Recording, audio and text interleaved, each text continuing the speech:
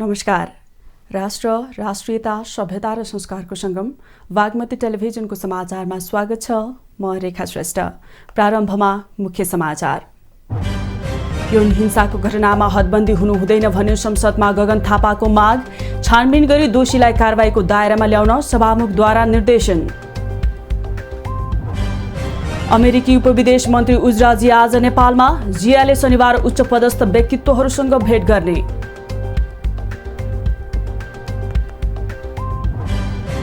हालसम्म 662 पालिकाको मतपरिणाम सार्वजनिक। मतदाता धेरै भएकाले महानगरको मतपरिणाम आउन अझै केही दिन लाग्ने। शुक्रबार पनि शेयर कारोबार हुने। आज नेप्से दोहोरो अङ्कले गिरावट। 223 कम्पनीको 25,24,268 किता शेयर, 93 करोड माथिको कारोबार। र युगान्डा विरुद्धको महिला टी20 अन्तर्राष्ट्रिय क्रिकेटमा नेपालको पहिलो जित। नेपालद्वारा युगान्डा 15 रनले पराजित। शनिबार अन्तिम खेल हुने।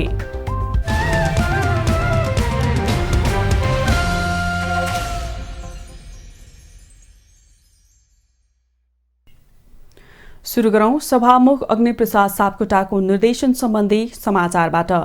सभामुख अग्निप्रसाद सापकोटाले सामाजिक सञ्जालमा भाइरल यौन हिंसाको घटनाको सम्बन्धमा छानबिन गरी दोषीलाई कानूनी दायरामा ल्याउन सरकारलाई निर्देशन दिनुभएको छ। शुक्रबारको प्रतिनिधि सभा बैठकमा नेपाली कांग्रेसका सांसद गगन कुमार थापाले सामाजिक सञ्जालमा एक युवतीले आफूलाई बलात्कार भएको घटना सार्वजनिक गरेको उल्लेख गर्दै घटनामा संलग्न पीडकलाई कारबाही गर्न माग गर्नुभएको थियो।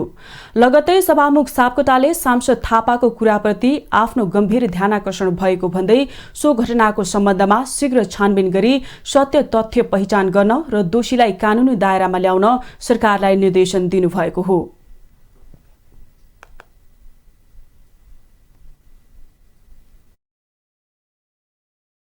मान्य सदस्यले आफ्नो भनाई राख्दै गर्दा प्रारम्भमा प्रस्तुत गर्नुभएको यौन हिंसा सम्बन्धी विषयमा मेरो गम्भीर ध्यानाकर्षण भएको छ। सो सम्बन्धमा शीघ्र छानबिन गरी सत्य तथ्य पहिचान गर्न र दोषीलाई कानूनी दायरामा शीघ्र ल्याउन नेपाल सरकारलाई निर्देश गर्दछु। नेपाली कांग्रेसका सांसद गगन कुमार थापाले सामाजिक सञ्जालमा एक युवतीले 8 वर्ष अगाडि बलात्कृत भएको घटना सार्वजनिक गरेको उल्लेख गर्दै अभियोग लागेको व्यक्तिलाई अनुसन्धानको दायरामा ल्याउन सरकार समक्ष माग गर्नुभयो। उहाँले बलात्कारको घटनाको हदम्यादको सम्बन्धमा पनि पुनर्विचार गर्नुपर्ने बताउनुभयो। यत्रो विषय सार्वजनिक भइसके पछाडि तत्कालै जसलाई अभियोग लागेको छ तत्कालै अनुसन्धानको दायरामा ल्याउनका निम्ति हार्दिक आग्रह गर्न चाहन्छु र यही संसदबाट बनाएको बलात्कार सम्बन्धी कानून हाम्रो फौजदारी संहिताको खास गरी हदम्याद सम्बन्धी विषयका सन्दर्भमा पुनर्विचार गर्न पनि सरकारलाई निर्देशन दिनका लागि सम्माननीय सभामुखलाई हार्दिक अनुरोध गर्न चाहन्छु।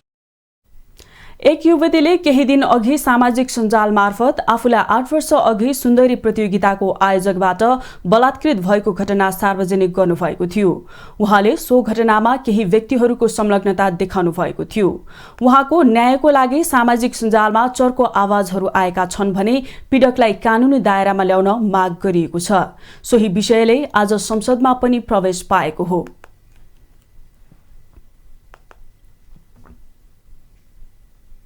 नेकपा एकीकृत समाजवादीका सम्मानित नेता एवं पूर्व प्रधानमन्त्री झलनाथ खनालले पश्चिमा मुलुकहरूको मोडेलबाट मुलुकको आर्थिक क्षेत्रको विकास हुन नसक्ने बताउनु भएको छ।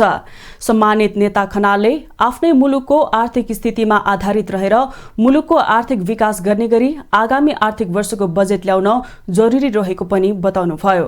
सरकारको आगामी आर्थिक वर्षको नीति, कार्यक्रम र बजेटबारे शुक्रबार काठमाडौँमा आयोजित एक कार्यक्रममा बोल्दै उहाँले मुलुकको आर्थिक विकासका लागि कृषि क्षेत्र र औद्योगिक क्षेत्रमा लगानी बढाउने गरी बजेट ल्याउन पनि सुझाव दिनुभयो।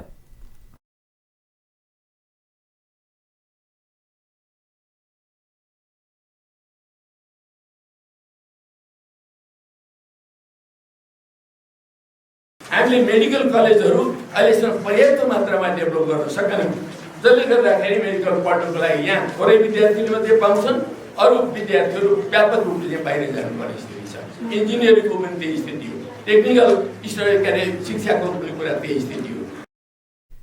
सम्मानित नेता खनालले मुलुकको आर्थिक विकासका लागि शिक्षा र स्वास्थ्य क्षेत्रको गुणस्तर विकासमा पनि जोड दिनुपर्ने आवश्यकता औल्याउनुभयो। पूर्व अर्थमन्त्री एवं कांग्रेस नेता डाक्टर रामशरण महतले मुलुकको दिगो आर्थिक विकासका लागि कृषि क्षेत्रको विकासमा जोड दिने गरी बजेट ल्याउन सरकारलाई सुझाव दिनुभयो।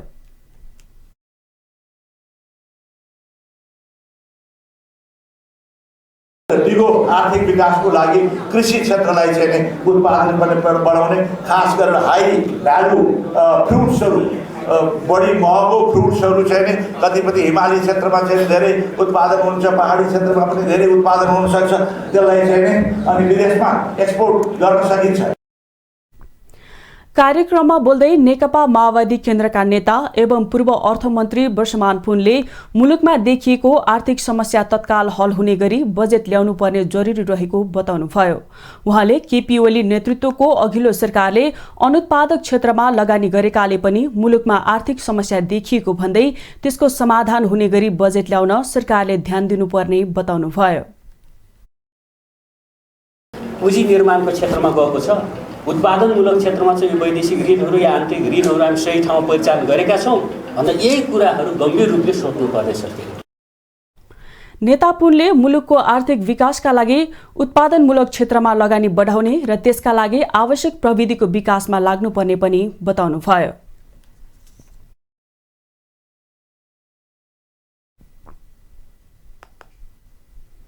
अमेरिकी नागरिक सुरक्षा, प्रजातन्त्र र मानवाधिकार उपमन्त्री तथा तिब्बती मुद्दाका लागि अमेरिकी विदेश संयोजक उजराजिया नेपाल भ्रमणमा आउनुभएको छ। शुक्रबार परराष्ट्र मन्त्रालयले पत्रकार सम्मेलन गर्दै यसको जानकारी दिएको हो। परराष्ट्र मन्त्रालयका अनुसार अमेरिकी विदेश उपमन्त्रीको यो भ्रमण अमेरिकी अधिकारीहरूको एक दशकपछिकै उच्च स्तरीय भ्रमण हो। विदेश उपमन्त्री जिया भारतको नयाँ दिल्ली हुँदै आज अपराह्न नेपाल आइपुग्नु भएको हो। 3 दिने नेपाल भ्रमणमा अमेरिकी विदेश उपमन्त्री जियाले प्रधानमन्त्री, परराष्ट्र मन्त्री लगायतका उच्च पदस्थ व्यक्तित्वहरूसँग भेट गर्ने कार्यतालिका रहेको प्रवक्ता सेवा लम्सालले बताउनुभयो। भेटमा द्विपक्षीय सम्बन्धका विभिन्न आयाममा कुराकानी हुने उहाँले जानकारी दिनुभयो। द्विपक्षीय सम्बन्धका अब विविध आयाममा महत्त्वपूर्ण छलफल हुन्छ भन्ने हाम्रो अपेक्षा छ। अब त्यसपछि भ्रमण उहाँहरूको भेटघाट सम्पन्न भएपछि हामीले यहाँलाई जानकारी पनि गराउने हुन्छ। प्रवक्ता लम्सालले जेठ 2 गते नेपाल भ्रमणका क्रममा प्रधानमन्त्री शेरबहादुर देउवा र भारतीय समकक्षी नरेन्द्र मोदी बीच द्विपक्षीय वार्ता सम्पन्न भएको बताउनुभयो। उहाँले वार्तामा नेपाल भारत सांस्कृतिक सम्बन्ध, शैक्षिक तथा प्राज्ञिक सम्बन्ध, नेपालको विकास निर्माणमा भारतको सहयोग, हवाई सेवा, व्यापार तथा वाणिज्य सम्बन्धका साथै ऊर्जा क्षेत्रमा विकास र लगानीका महत्त्वपूर्ण छलफल भएको पनि जानकारी दिनुभयो। भारत नेपाल बीच सो अवसरमा 6 वटा समझदारी पत्रमा हस्ताक्षर भएको उहाँले बताउनुभयो। परराष्ट्र मन्त्रीज्यू लगायतका अन्य विभागीय मन्त्रीज्यूहरूको सम्पन्न उहाँहरू सहितको उच्च स्तरीय प्रतिनिधिमण्डलले भाग लिएको थियो। सो अवसरमा 6 वटा समझदारी पत्रमा हस्ताक्षर सम्पन्न भएको छ। प्रवक्ता लम्सालले पछिल्लो समय पासपोर्टका कामहरू नियमित रूपमा अघि बढिरहेको बताउनुभयो। उहाँले अझै पनि पासपोर्टको व्यवस्थापन गर्ने कार्य जारी रहेकोले आगामी दिनमा थप सुदृढीकरण गर्नेमा जोड दिने स्पष्ट पार्नुभयो। प्रवक्ता लम्सालले अहिलेसम्म 69 वटा जिल्लामा प्रशासन कार्यालय, 15 वटा इलाका प्रशासन कार्यालय र 26 वटा कूटनीतिक नियोगहरूबाट विद्युतीय राहदानी जारी कार्य सुरु भइसकेको पनि बताउनुभयो। प्रवक्ता लम्सालले आउँदो जेठ 10 गते परराष्ट्र मन्त्रालयले परराष्ट्र सेवा दिवस मनाउने बताउनुभयो।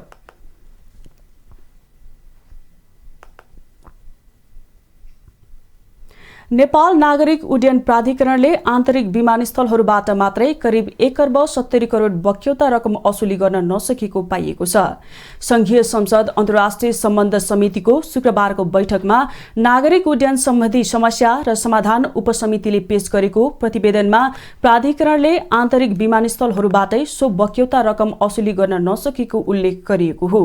उपसमितिका संयोजक दिव्यमणि राज भण्डारीले विदेशी विमानस्थलहरूबाट पनि बक्यौता रकम असुली गर्न प्राधिकरणले नसकेको जानकारी दिँदै त्यसको मुख्य कारण गैर जिम्मेवारीपन रहेको बताउनुभयो। उपसमितिको प्रतिवेदनमा नेपाल वायु सेवा निगम नयाँ नेतृत्व आए पनि त्यसले बोर्ड बैठक समेत बोलाउन नसकेको भनिएको छ। कि तपाईहरु पुरानो बोर्ड अफ डाइरेक्टर्सहरु ल्याएर चाहिँ बोर्ड मिटिङ कन्डक्ट गर्नुस्, होइन भनेदेखि तपाईहरुलाई काम गर्न गाह्रो छ भने पुरानो बोर्ड अफ डाइरेक्टर्सहरुलाई हटाएर नयाँ बोर्ड अफ डाइरेक्टर लगाउनु, त्यतिकैसम्म कोर्टमा जान्छ भने कोर्टको कुरा हो। तर संस्थालाई चाहिँ यसरी चाहिँ तपाईहरु एक्सक्युज बनाएर संस्था चाहिँ नचलाउनु। उपसमितिको प्रतिवेदनमा नागरिक उड्डयन सम्बन्धी समस्या र ती समस्याहरूको समाधानका लागि सरकार र सम्बन्धित निकायहरूलाई समितिले जिम्मेवार भएर काम गर्न सचेत गराउनु पर्ने सुझाव पनि दिएको छ। उपसमितिका संयोजक राज भण्डारीले विमान सेवाको माध्यमबाट मुलुकको पर्यटन क्षेत्रको विकास गर्ने कुनै पनि सोच सम्बन्धी निकायसँग नरहेको बताउनुभयो। नेपाल नागरिक उड्डयन प्राधिकरण र नेपाल वायु सेवा निगमको पुरानै संरचना र सोही अनुसारको सोचको कारण यसले प्रगति गर्न नसकेको निष्कर्ष समेत उपसमितिको प्रतिवेदनमा निकालिएको छ।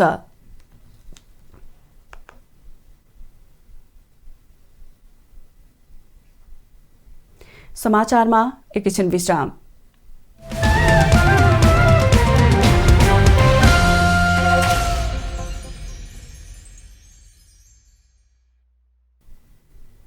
हामी समाचारको निरन्तरतामा छौं। अब बाँकी समाचार।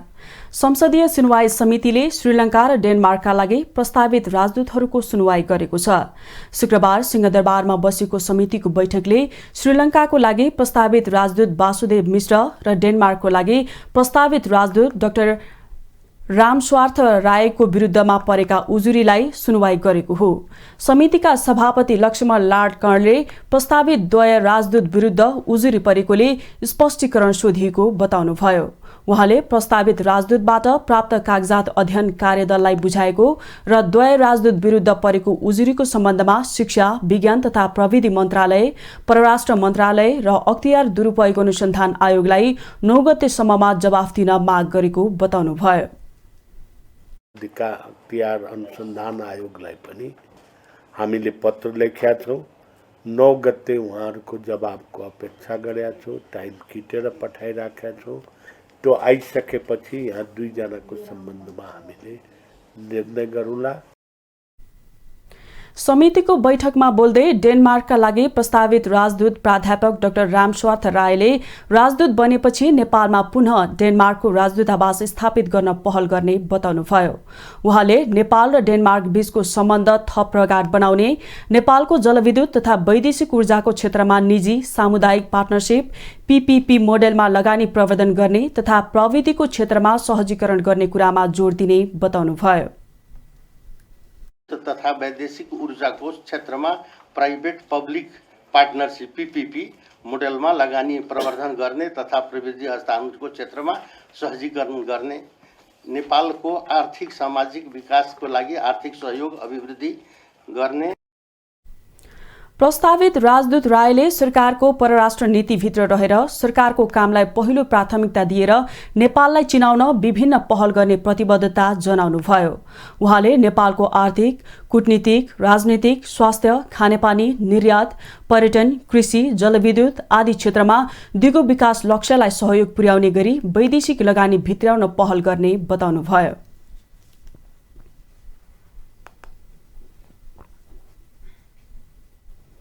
प्रमुख प्रतिपक्षी दल नेकपा एमालेकी सांसद निरुदेवी पालले निर्वाचन आयोग मतगणना कार्यलाई छिटो गराउने कार्यमा पन्छिन खोजेको टिप्पणी गर्नुभएको छ। शुक्रबार प्रतिनिधि सभा बैठकमा बोल्दै सांसद पालले निर्वाचन अधिकृतलाई निर्देशन दिएको भन्ने समाचार बाहिर आए पनि निर्वाचन आयोग मतगणना कार्यलाई शीघ्र रूपमा सम्पन्न गराउन जिम्मेवार नभएको बताउनु भएको हो। उहाँले मतगणना छिटो गर्न निर्देशन दिने तर सो अनुसारको काम नहुने प्रवृत्तिको अन्त्य गर्न सरकार गम्भीर भएको समेत बताउनुभयो। निर्देशनले शीघ्र मतगणना हुने हो वा शीघ्र मतगणना गर्ने विधि प्रविधि सोच कार्ययोजना कार्यप्रणाली पनि हुनुपर्ने हो। निर्देशन दिएपछि सकियो, उत्तरदायित्व पूर्ण भयो। आज उद्योग लाग्दो पक्ष र सरकारमा कार्यपालिकामा देखिन्छ। काम गर्ने भएकाले कार्यपालिका भनिएको होला, तर मन्त्री प्रधानमन्त्री निर्देशन दिएपछि जिम्मेवारी सकिएको महसुस गर्दछन्। सांसद पालले महिला यौनिक अल्पसंख्यक जस्ता विषयमा विनियोजन विधेयकका सिद्धान्त र प्राथमिकता मौन रहेको भन्दै असन्तुष्टि जनाउनुभयो। उहाँले मुलुकमा आत्मनिर्भर अर्थतन्त्र निर्माण हुने गरी आगामी आर्थिक वर्षको बजेट ल्याउन पनि सरकारलाई सुझाव दिनुभयो।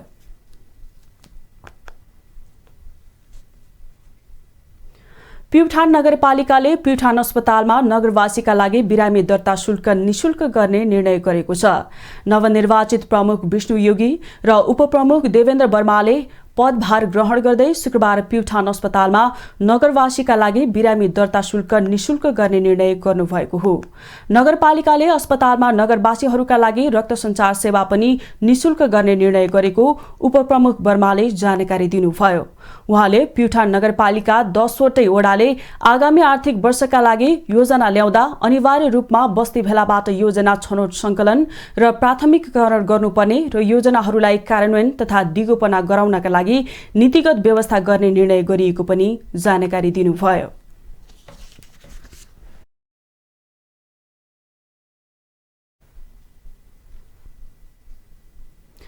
एक साता अघि सम्पन्न भएको स्थानीय तह निर्वाचनको नतिजा आउने क्रम जारी छ। हालसम्म 662 स्थानको नतिजा घोषणा भएको छ। अब 91 स्थानीय तहको नतिजा आउन बाँकी रहेको निर्वाचन आयोगले जनाएको छ। आयोगका अनुसार केही स्थानको मतगणना सुरु हुन बाँकी रहे पनि अधिकांश स्थानको मतगणना अन्तिम चरणमा पुगेको छ। महानगरपालिकाको गणना जारी रहे पनि धेरै मत रहेकाले अझै केही दिन लाग्न सक्ने देखिएको छ। आयोगका अनुसार अहिलेसम्म सबैभन्दा धेरै स्थानीय तह कांग्रेसले जितेको छ भने दोस्रो स्थानमा एमाले र तेस्रो स्थानमा माओवादी केन्द्र रहेको छ।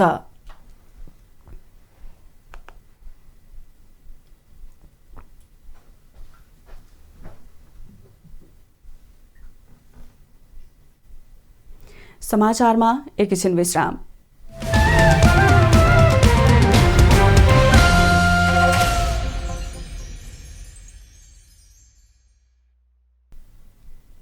हामी समाचारको निरन्तरतामा छौं। अब बाँकी समाचार। पढाइ पूरा गरेपछि सरकारी सेवा र त्यसको विकल्प वैदेशिक रोजगारी रोज्ने युवाहरूको प्रचलन रहेको छ।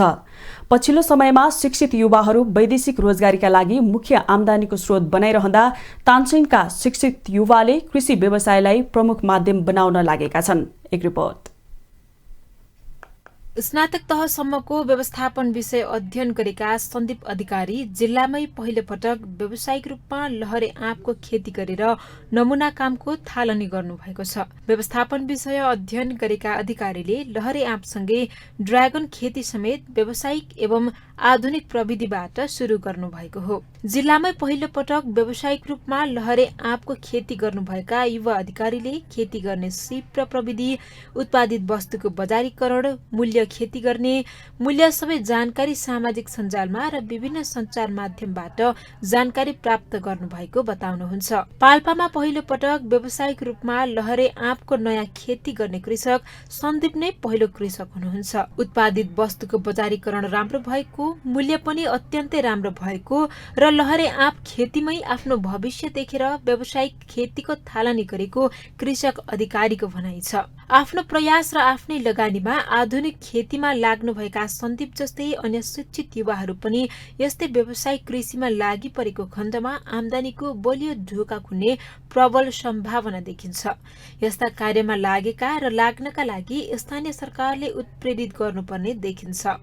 बागमती समाचारका लागि पाल्पाबाट प्रकाश नेपालको रिपोर्ट।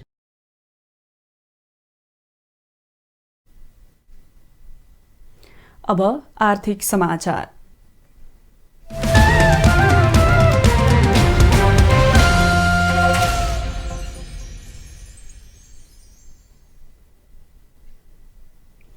पहिलो पटक शुक्रबार खुलेको नेप्से परिसूचकमा गिरावट आएको छ। शुक्रबार नेप्से परिसूचक 15.82 अङ्क घटेर 2235.09 बिन्दुमा झरेको छ।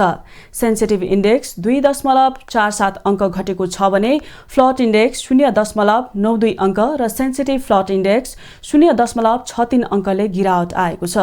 शुक्रबार कारोबारमा आएका 223 कम्पनीको 25,17,000 किता शेयर 90 करोड 94 लाख रुपैयाँ बराबरको खरिद बिक्री भएको छ। बिहिबारको तुलनामा कारोबारका रकम र अङ्क दुवैमा गिरावट आएको छ।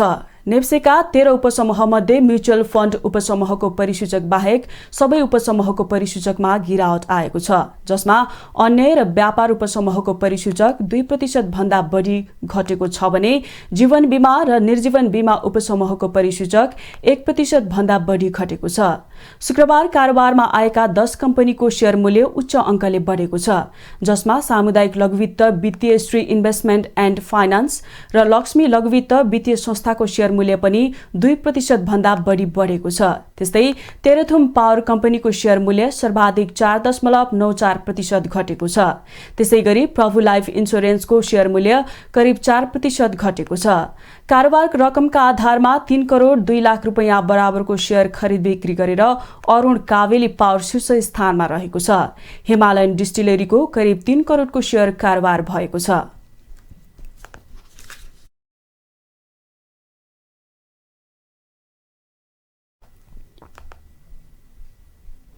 अब अन्तर्राष्ट्रिय समाचार।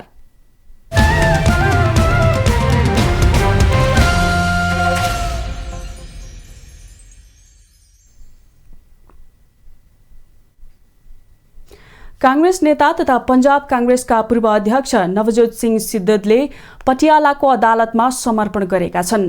बिहिबार सर्वोच्च अदालतले सन् 1988 को रोड रेज मामिलामा उनलाई 1 वर्षको सजाय सुनाइएको थियो।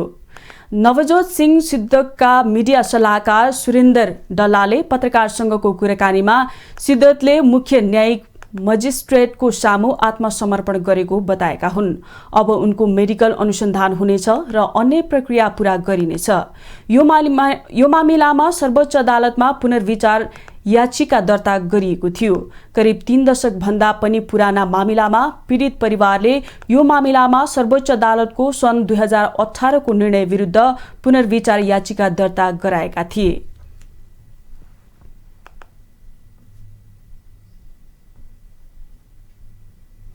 अब खेलकुद समाचार।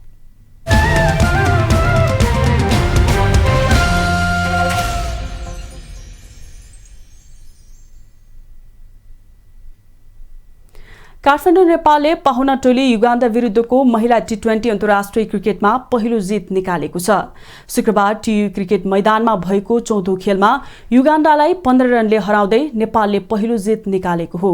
नेपालले दिएको 98 रनको लक्ष्य पछ्याएको युगान्डाले निर्धारित 18 ओभरमा 8 विकेट गुमाएर 82 रन मात्र बनाउन सक्यो। युगान्डाका लागि जनेट बाबाजीले सर्वाधिक 21 रन जोड्नुभयो। रिता यानगेन्डो र एभिन एनिपोले समान 16 रन जोड्नुभयो। केविन विनोले 11 रन बनाउनुभयो। नेपालकी हिरणमाई रोयले 2 विकेट लिनुभयो। यस्तै अस्मिना कर्माचार्य र रुबिना छेत्रीले 1-1 विकेट लिन सफल हुनुभयो। त्यसअघि टस जितेर पहिले ब्याटिङ गरेको नेपालले 17 ओभर 5 बलमा अल आउट हुँदै 97 रन बनाएको थियो। मैदान ओसिलो भएको कारण ढिला सुरु भएपछि खेल 18 ओभरमा घटाइएको थियो, तर नेपालले पुरै ओभर खेल्न सकेन। नेपालका लागि ज्योति पाण्डेले सर्वाधिक 17 रन जोड्दा बिन्दु रावलले 16 रन बनाउनुभयो। कविता कुवर 6 रनमा अविजित रहनुभयो। युगान्डाकी कोन्सी अवैकोले 3 विकेट हात पार्नुभयो। सराहा एकिटेङले 2 विकेट लिन सफल हुनुभयो। यस जितसँगै नेपालले सिरिज क्लिन स्विप हुनबाट जोगाएको छ, तर 5 खेलको सिरिजमा नेपाल 3-1 ले पछि रहेको छ। युगान्डाले सिरिज यसअघि नै जितिसकेको छ। नेपालले युगान्डासँग शनिबार अन्तिम टी20 खेल खेल्नेछ।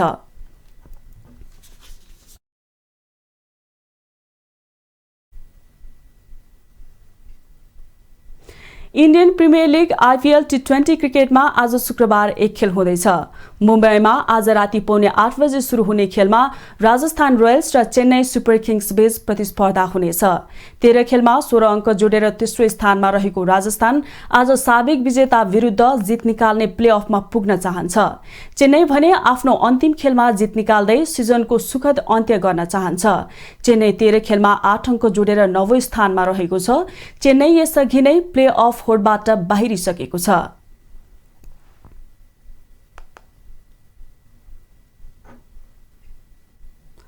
अब मौसम सम्बन्धी समाचार।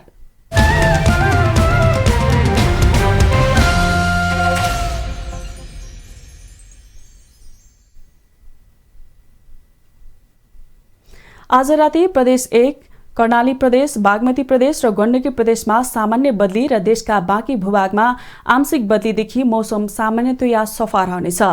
प्रदेश 1, बागमती प्रदेश, गण्डकी प्रदेशका केही स्थानहरूमा र बाँकी प्रदेशहरूको थोरै स्थानहरूमा मेघगर्जन, चट्यान र हावाहुरी सहित हल्कादेखि मध्यम वर्षाको सम्भावना रहेको जल तथा मौसम विज्ञान विभागले जनाएको छ।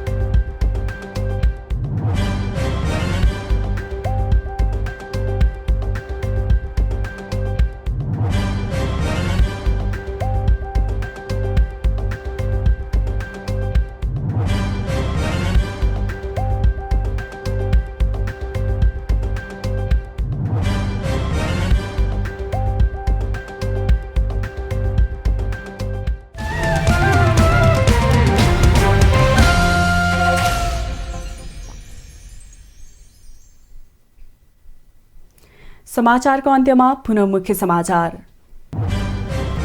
यौन हिंसाको घटनामा हदबन्दी हुनु हुँदैन भन्ने संसदमा गगन थापाको माग। छानबिन गरी दोषीलाई कारबाहीको दायरामा ल्याउन सभामुखद्वारा निर्देशन। अमेरिकी उपविदेश मन्त्री उज्रा जिया आज नेपालमा। जियाले शनिबार उच्च पदस्थ व्यक्तित्वहरूसँग भेट गर्ने।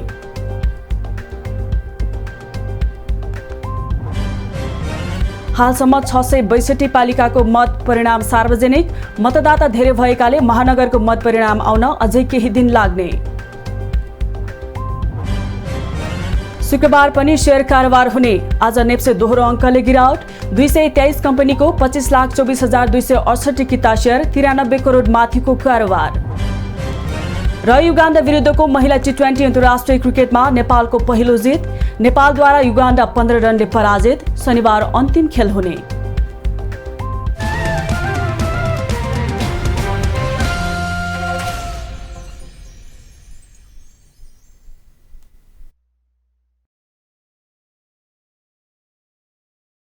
सभ्यता र संस्कार संरक्षणमा समर्पित बागमती टेलिभिजनमा प्रसारण भइरहेको समाचार अहिलेलाई यति नै। हेर्दै रहनुहोला बागमती टेलिभिजन। नमस्कार।